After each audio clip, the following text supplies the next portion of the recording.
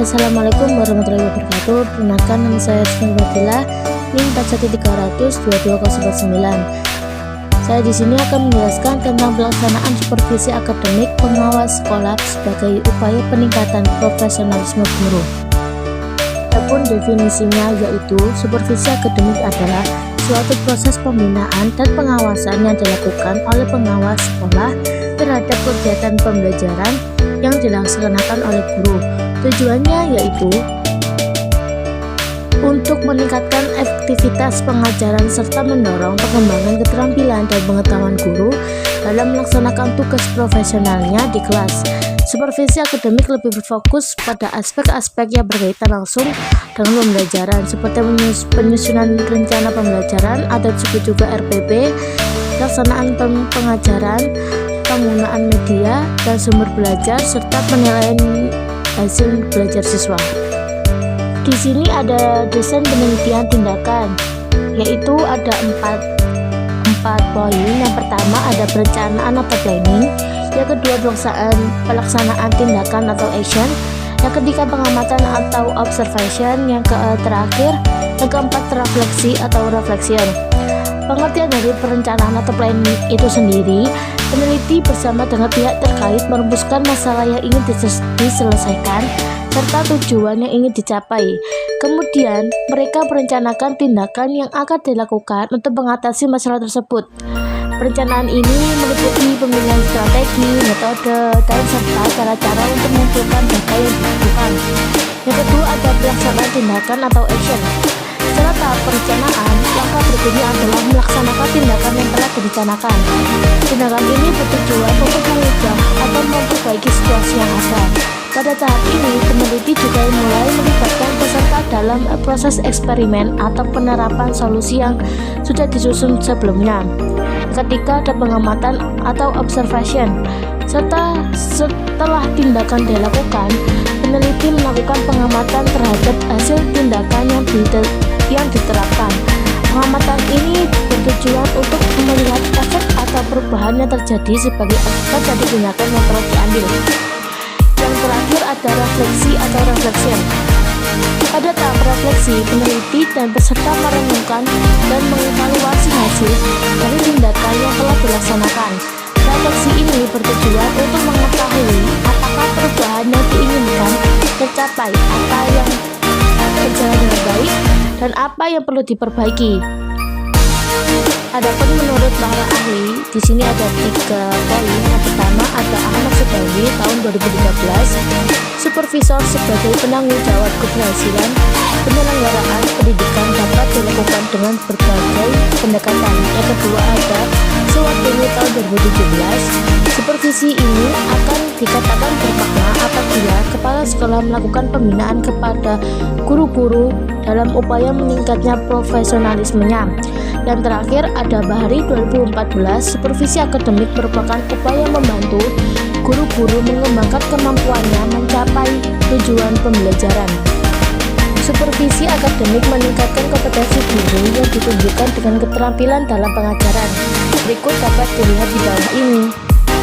Pelaksanaan supervisi akademik ada 4 poin. Yang pertama ada penjadwalan dan perencanaan, yang kedua observasi kelas, yang ketiga pengumpulan data dan dokumentasi, yang keempat umpan balik dan pembinaan. Penjadwalan dan perencanaan ini sendiri yaitu supervisi akademik biasanya dijadwalkan sebelumnya antara kepala sekolah dengan guru yang akan disupervisi.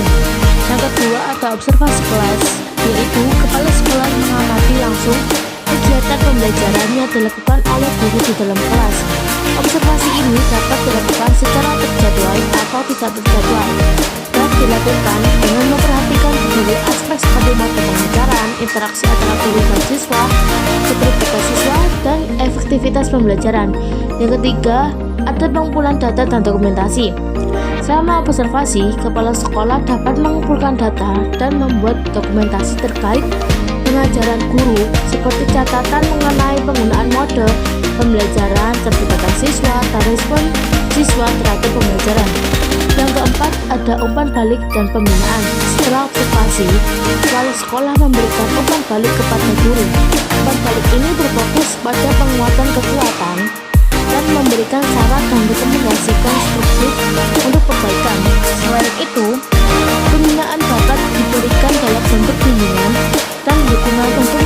guru mengatasi tantangan dan pengembangan keterampilan mereka. Adapun teknik supervisi akademik ada 4 poin. Yang pertama ada observasi langsung di kelas, yang kedua ada wawancara, yang ketiga ada analisis dokumen, yang keempat ada diskusi kelompok atau sesi refleksi. Yang pertama yaitu observasi langsung di kelas, yaitu kepala sekolah meninjau kegiatan pembelajaran yang dilakukan oleh guru secara langsung. Mereka dapat menggunakan checklist atau alat evaluasi untuk mencatat observasi mereka. Yang kedua ada wawancara. Kepala sekolah melakukan wawancara dengan guru untuk mendapatkan pemahaman yang lebih mendalam tentang praktik pengajaran mereka, tantangan yang mereka hadapi, dan upaya pengembangan profesional yang mereka lakukan. Yang ketiga ada analisis dokumen. Kepala sekolah meninjau dokumen seperti rencana pembelajaran, tugas siswa, atau hasil evaluasi untuk mengevaluasi kualitas pembelajaran bersama siswa. Dan terakhir ada diskusi kelompok atau sesi refleksi, yaitu kepala sekolah memfasilitasi diskusi kelompok dengan guru untuk mendiskusikan strategi pengajaran, berbagai pengalaman, dan merumuskan solusi terhadap tantangan yang dihadapi. Peran kepala sekolah sebagai partner dalam mendukung kompetensi guru. Kepala sekolah sebagai partner atau rekan kerja harus bersifat fleksibel sehingga mampu memberikan pengaruh kepada seluruh warga sekolah dan khususnya guru. Berikut peran yang dibangun oleh kepala sekolah, yaitu ada 4 poin. Yang pertama ada memfasilitasi komunikasi terbuka, yang kedua ada membantu dalam perencanaan dan pemantauan pengembangan profesional, yang ketiga ada memberikan arahan dan visi yang jelas, yang keempat ada mengamati pembelajaran dan memberikan umpan balik. Yang pertama yaitu memfasilitasi komunikasi terbuka, yaitu kepala sekolah dapat menciptakan lingkungan yang mendukung komunikasi terbuka antara guru dan kepala sekolah. Yang kedua ada membantu dalam perencanaan dan pemantauan pengembangan profesional, yaitu kepala sekolah dapat berkolaborasi dengan guru dalam perencanaan pengembangan profesional, membantu mereka mengidentifikasi kebutuhan pengembangan dan mengakses sumber daya yang relevan. Yang ketiga ada memberikan arahan dan visi yang jelas. Kepala sekolah memiliki peran penting dalam memberikan arahan dan visi yang jelas terkait dengan standar pembelajaran dan praktik pengajaran yang diharapkan. Yang keempat ada pengamatan pembelajaran dan memberikan umpan balik, yaitu kepala sekolah dapat melakukan observasi pembelajaran di kelas dan memberikan umpan balik pada guru. Yang terakhir ada faktor pendukung dan penghambat dalam pelaksanaan supervisi akademik. Faktor pendukungnya ada 3 poin. Yang pertama ada kepemimpinan yang kuat, yang kedua komunikasi yang efektif, yang ketiga ada kolaborasi dan partisipasi.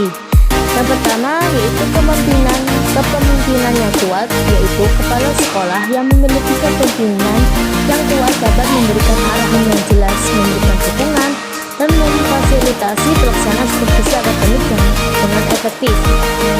Yang kedua ada komunikasi yang efektif, yaitu komunikasi yang terbuka dan efektif antara kepala sekolah dan guru, memainkan peran penting dalam melaksanaan supervisi akademik. Yang terakhir ada kolaborasi dan partisipasi, yaitu kolaborasi antara kepala sekolah dan guru meningkatkan keberhasilan supervisi akademik, melibatkan guru dalam perencanaan, implementasi, dan evaluasi supervisi akan memperkuat keterlibatan dan komitmen mereka. Adapun faktor penghambatnya ada 3 poin juga. Yang pertama ada ketidakpahaman atau ketidaksepahaman tentang tujuan dan proses supervisi. Yang kedua ada kurangnya komunikasi dan kolaborasi. Yang terakhir ada resistensi atau ketakutan. Yang pertama ada ketidakpahaman atau ketidaksepahaman tentang tujuan dan proses supervisi, yaitu jika kepala sekolah atau guru tidak memahami dengan jelas tujuan dan proses supervisi akademik, ini dapat menghambat pelaksanaannya. Yang kedua ada kurangnya komunikasi dan kolaborasi. Kurangnya komunikasi yang efektif antara pihak terkait atau kurangnya kolaborasi dalam perencanaan dan melaksanakan supervisi dapat mengurangi efektivitasnya. Yang terakhir, ada resistensi atau ketakutan. Jika guru merasa terancam atau takut akan dikritik atau penghakiman negatif selama proses supervisi, ini dapat menghambat keterbukaan dan penerimaan terhadap umpan balik yang konstruktif.